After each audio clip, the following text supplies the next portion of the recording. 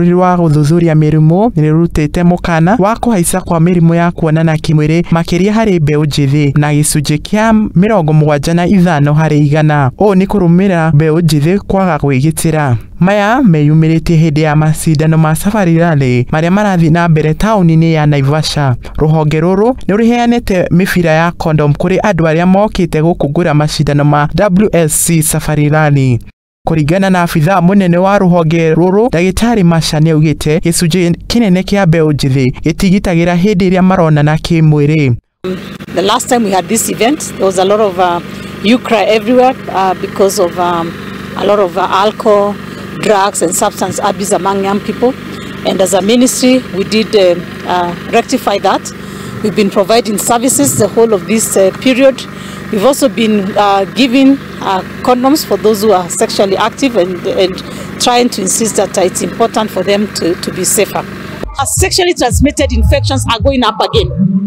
And this is because a lot of them, young people also, even older people who are supposed to use protection are not using it. Kũringana na abithaa mũnene wa ũgima wa mwĩrĩ kaunti-inĩ ya Nakuru, Joyce Nsese, nĩaugĩte nĩmambĩtie ceceni 7 cia kũheana mĩbira ya condom kũrĩ arĩa mokĩte gũkũngũĩra macindano maya. Nsese nĩaugĩte nĩmahotete kũhe mbeũ njĩthĩ 10,000 macini cia gwĩthima mũrimũ wa mũkingo. Cases of STIs and HIV within Nakuru County, more so Naivasha, and we want to associate that one with the rally that has been happening. And we have taken an initiative through the stakeholders and the NSDDC that they have taken their time to come with resources, come with trainers, come with the counselors, talk to our youth. And we have also given self-test kits to many people, more than 10,000. And the one we have given out services, they are close to 15,000 now.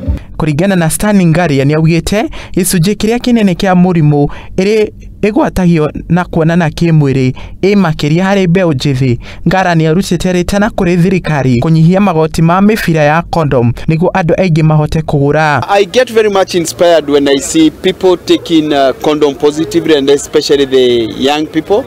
They use it properly. If we can reduce the taxation of condom and we make them free, and we bring more partners, because the group that is here is sexually active. Ripotera Muthingi TV, Joshua Njuguna.